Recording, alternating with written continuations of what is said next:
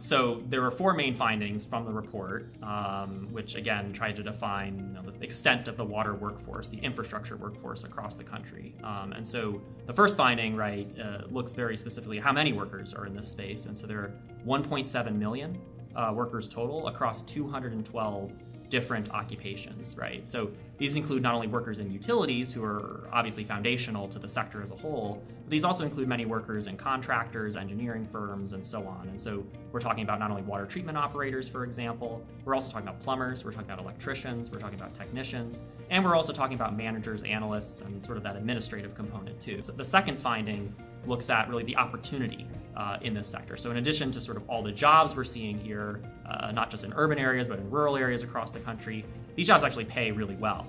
They pay very equitable wages.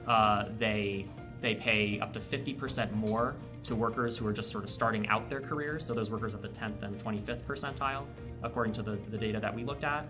And they're very accessible jobs too. And that's really the third finding, looking at the barriers sort of to entry, if you will, in terms of the training, in terms of the education and all of that. And so actually 53% of water workers, according to our research, only have a high school diploma or less. So that doesn't mean there aren't very highly skilled workers in this sector. There are hydrologists, there are engineers, right, and so on. But there are also many entry-level opportunities, right, for septic tank servicers, for example, for pipe layers, for other skilled trades type positions. And the last finding really looks at the demographic profile of these workers. So many workers, as you would imagine, right, in the skilled trades are predominantly male, they're predominantly older, and they're predominantly white.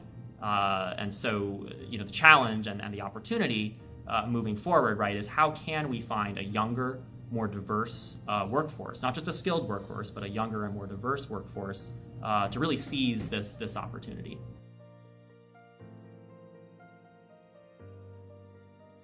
And we had done work in the past, just here at Brookings, on the infrastructure workforce as a whole. So in other words, those jobs involved in transportation, energy, and water, so kind of looking at everything all together. So this study really looks at very specifically the water sector, but in a comprehensive and consistent way across the country, right? So in other words, it's not just looking right at one individual utility in one individual region, but really trying to get a clearer sense of who are the workers in these positions, what skills do they need, what are the opportunities here, so then we can have more of these, I think, these detailed conversations rather than sort of the anecdotal comparisons, right, that we're kind of dealing with right now. So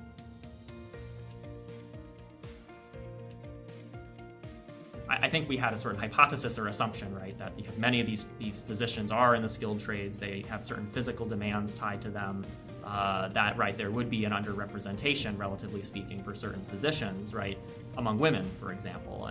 But it was, I think, even more than we thought, right? So 85% of water workers are male, which to me is staggering, right? If you lined up 100 people in a room and only 15 of them are women for the water workforce is stunning. It's an issue we know that's in other economic sectors too, so we know water isn't alone here. We hear about it in tech, right?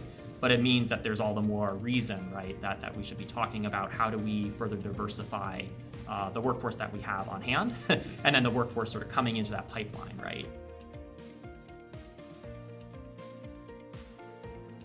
I think what people are really looking for are actionable strategies, right? So not just simply talking and sort of spinning our wheels, but actually getting very specific, getting very intentional about both short-term and long-term strategies. So hopefully by having some of these clearer metrics, by having some of this qualitative information too, informed by utilities, can drive some of those practical next steps in the months and then even years to come.